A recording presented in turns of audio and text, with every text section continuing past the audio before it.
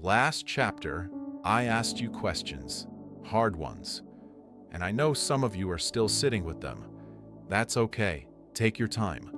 But today, I want to talk about something different. I want to talk about the people in your life, not in general, specifically. The ones who showed up when you didn't ask them to, the ones who stayed when everyone else left, the ones who said the exact right thing at the exact right moment, and you thought it was a coincidence. It wasn't.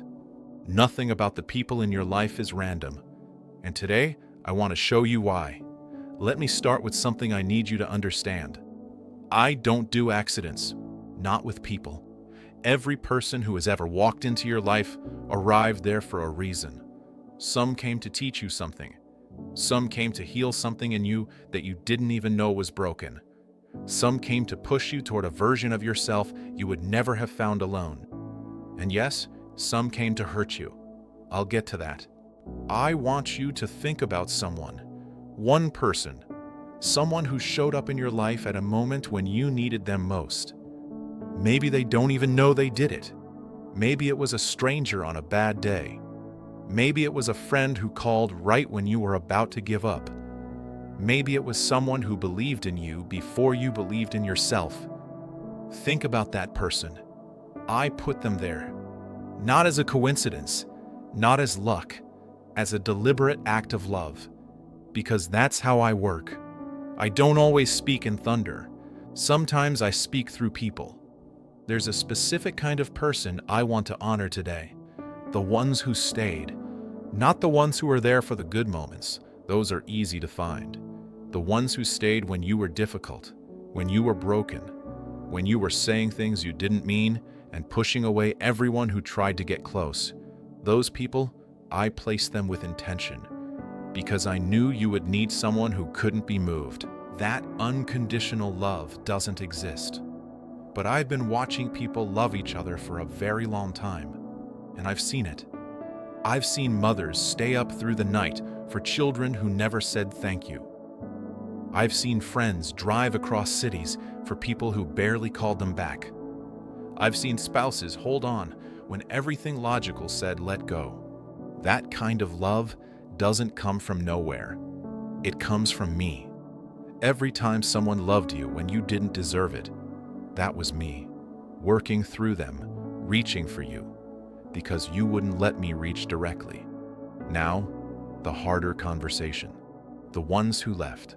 And I know some of you have been carrying this for years. Someone walked out. Someone chose someone else. Someone disappeared without explanation. Someone you built your whole life around decided one day that you weren't enough, and you've been trying to understand it ever since. Let me tell you something that might be hard to hear.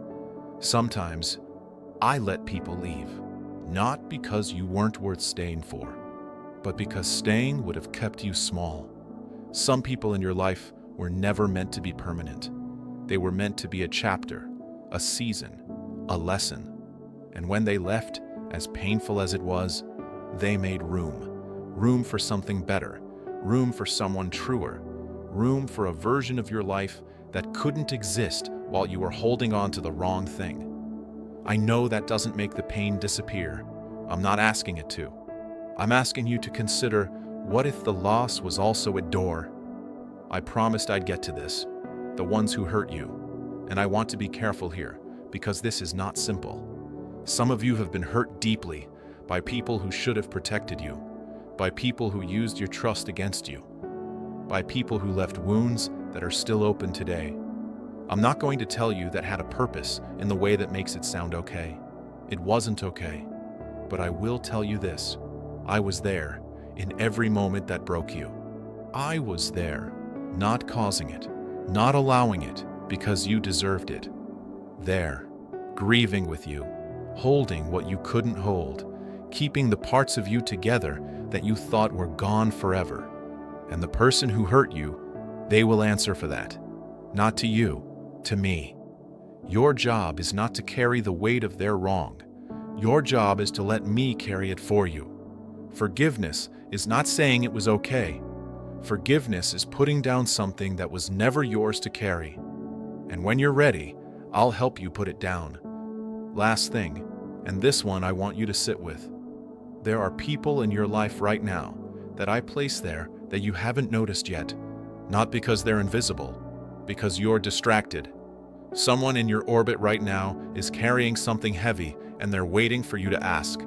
Someone in your life right now needs exactly what you have to give, and you've been too busy or too tired or too focused on your own pain to see it. I'm not saying this to make you feel guilty. I'm saying it because sometimes I put people in your path, not just to help you, but because you are the answer to someone else's prayer. You, right now, exactly as you are. Someone prayed for a friend like you. Someone prayed for a person who would understand. Someone prayed, and I looked around, and I chose you. Don't miss that. The people in your life are not random. The love you've received, even the imperfect kind, has my fingerprints on it. And the love you still need is already on its way. Hold on. Next time, chapter 25, I want to talk about something almost nobody talks about. What I actually think about the church today.